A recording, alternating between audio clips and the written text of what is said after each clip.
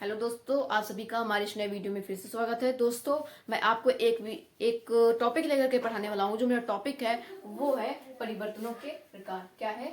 परिवर्तनों के प्रकार। मैंने पिछले वीडियो में इसके जो परिवर्तन है, कुछ परिवर्तन मैंने उसमें कंफर्म करवा दिए थे। मैंने 8 परिवर्तन उसमें कंफर्म करवा दिए थे, यानी कि 8 परिवर्तन। अच्छा, उसमें 8 हमको सिखा परिवर्तन रिया मैंने है। कंफर्म करवा दिए थे। तो जो 8 परिवर्तन थे वो सुनिएगा। पहला परिवर्तन था मेरा मंद परिवर्तन। पहला क्या था? मंद परिवर्तन। दूसरा क्या था? तीव्र परिवर्तन। क्या था? तीव्र परिवर्तन। और जो तीसरा परिवर्तन था वो था उत्क्रमणीय परिवर्तन। क्या था? उत्क्रमणीय परिवर्तन। और जो चौथा परिवर्तन था वो था अनुत्क्रमणीय परिवर्तन। क्या था? अनुत्क्रमणीय परिवर्तन। जो पांचवा परिवर्तन था वो क्या था? प्राकृतिक परिवर्तन। क्या था? प्राकृतिक परिवर्तन। और जो छठा परिवर्तन था वो क्या था? मानव निर्मित परिवर्तन। क्या था? मानव निर्मित परिवर्तन। और जो मेरा सातवां परिवर्तन क्या था? वो था आवर्ती परिवर्तन। क्या था? आवर्ती परिवर्तन। और जो मेरा 8वां परिवर्तन था वो था अनावर्ती परिवर्तन। क्या था? अनावर्ती परिवर्तन। तो मैंने ये जो परिवर्तन के प्रकार थे ये मैंने उस वीडियो में कंफर्म करवा दिए थे, और उदाहरण सहित यानी कि एग्जाम्पल सहित मैंने आपको बताया था। तो अगर आपने वो वीडियो नहीं देखा है तो मैंने इस वीडियो में उसकी डिस्क्रिप्शन में उसकी लिंक मैंने दे दी है, और आप वहां पर जाकर के उस वीडियो को देख सकते हैं। तो फिर चलिए अपना ये जो दूसरा वीडियो है स्टार्ट करते हैं। जो परिवर्तन बचे थे, 2 परिवर्तन, वो है भौतिक परिवर्तन। पहला है भौतिक परिवर्तन।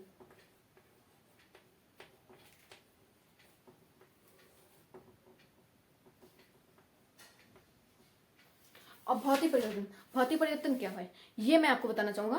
जो भौतिक परिवर्तन होता है वो भौतिक परिवर्तन वह परिवर्तन होता है जिसमें एक से अधिक पदार्थ, एक या एक से अधिक पदार्थ नहीं बनते हैं। एक पदार्थ बनता है लेकिन एक से अधिक पदार्थ नहीं बनते हैं। उस पर से अगर आप काढ़ा हटा देंगे तो आप पूर्ण अवस्था में आ जाएगा। वो होते हैं भौतिक परिवर्तन। तो देखिए, जैसे कि आप बर्फ लेते हैं, एक बीकर में बर्फ लीजिए, यानी कि देखिए यहाँ पे ये आपका बीकर है, इसमें आपने बर्फ लिए है। अब जैसे यहाँ पे आपने इसमें बर्फ ले ली, ठीक। अब धीरे धीरे करके जब बाहर रखा रहेगा तो वो जल में परिवर्तित हो जाएगा। किसमें परिवर्तित हो जाएगा? जल में। तो यहाँ पे देखिए जल में परिवर्तित हो गया, ठीक।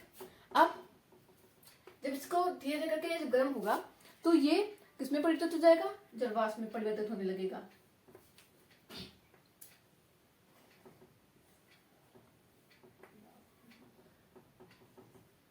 तो जलवाष्प में परिवर्तित होने लगेगा। किसमें? जलवाष्प में परिवर्तित होने लगेगा। अब जब ये परिवर्तित होने लगेगा, अब जब इसके जलवाष्प को संघनन की प्रक्रिया, संघनन क्या होती है वो सुनिएगा।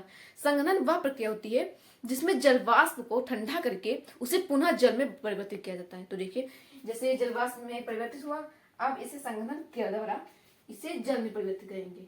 अब ये जब जल में परिवर्तित हो गया तो इसे फिर से जमाएंगे, इसमें परिवर्तित हो जाएगा बर्फ में। तो देखिए ये पुनः पूर्ण अवस्था में। इसी तरह आप फिर से जल में बर्फ में परिवर्तित हो गया, फिर से जल में, फिर से जल में परिवर्तित हो गया, फिर से जलवाष्प में। इसी तरह ये क्रिया बार बार चलती रहेगी। आप चलाना चाहे तो चल सकती है क्रिया, ठीक है। उसे भौतिक परिवर्तन कहते हैं।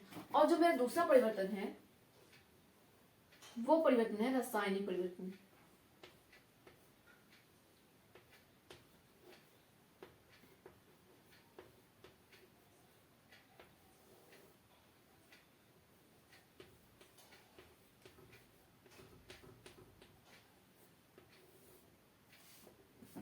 क्या है? वो है क्या है? रासायनिक परिवर्तन है। तो रासायनिक परिवर्तन, जो परिवर्तन होते हैं इनको मैं आपको क्लियर कराने वाला हूं। जो रासायनिक परिवर्तन होते हैं उनमें एक या एक से अधिक नए पदार्थ बनते हैं, उसमें नए पदार्थ बनते हैं। तो जैसे कि मैं देखिएगा, जैसे कि आपने एक कटोरे में दूध लिया, या आपने मिल्क ले लिया यानी कि दूध ले लिया। उसमें जैसे आपने उसको जब दही में चेंज किया तो उसके ऊपर से आप काढ़ा हटाते हैं, यानी कि उसके ऊपर से काढ़ा जब हटाएंगे तब भी वो पूर्ण अवस्था में नहीं आएगा। यानी कि क्या आप क्या दही को दूध में बदल सकते? नहीं बदल सकते ना। तो वो रासायनिक परिवर्तन में आ जाएगा।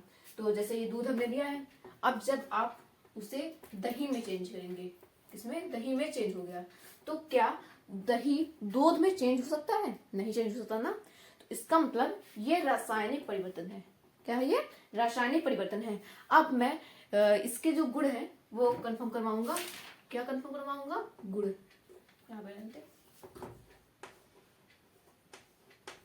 इन दोनों के मैं गुण कंफर्म करवाने वाला हूं कि इन दोनों के गुण क्या होते हैं। देखिए, जो भौतिक परिवर्तन होता है उसमें एक या एक से अधिक नए पदार्थ नहीं बनते हैं। एक से अधिक नए पदार्थ, एक या एक से अधिक नए पदार्थ नहीं बनते हैं। और जो रासायनिक परिवर्तन होता है उसमें एक या एक से अधिक नए पदार्थ बनते हैं।